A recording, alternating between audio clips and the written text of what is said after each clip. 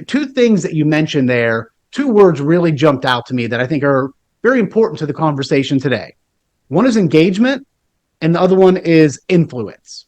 So if I Yes. think about communication, those are two big parts of it. How do you engage people? How do you influence them? As you mentioned, pretty much any type of communication you have that you're trying to influence someone to do something, to think differently, to buy something, to do something, to stop doing something, whether it's at home with your family, at work, on a client call. Influence is always in there.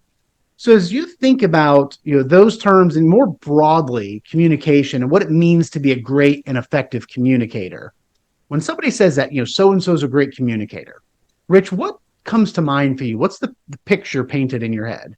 You have to have emotional buy-in before there's a business outcome.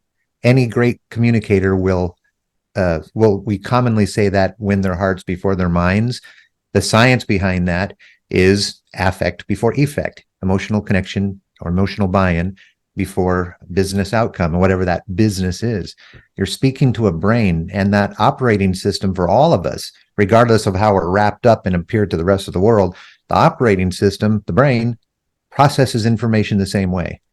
And if you want to get past the BS protector, the amygdala, the fear, fight, flight piece. I mean, our guards are up for everything. We're 80% of our life, we're in a reactionary mode. So you've got to get past that reactionary mode, that animal brain that everyone speaks of. The only way you can do that is by presenting it as something that's for me right here, right now. If you want me to have thought about it, it's got to be about me at this very second happening. Otherwise, it's something I'll get to, which I never do, just like every other brain. So you've got to use that affectual setup, and I'll say setup or framework or whatever we'd like to call that, to get past people. So what we don't do as a species, really, truly, except for the great communicators, is plan our communication.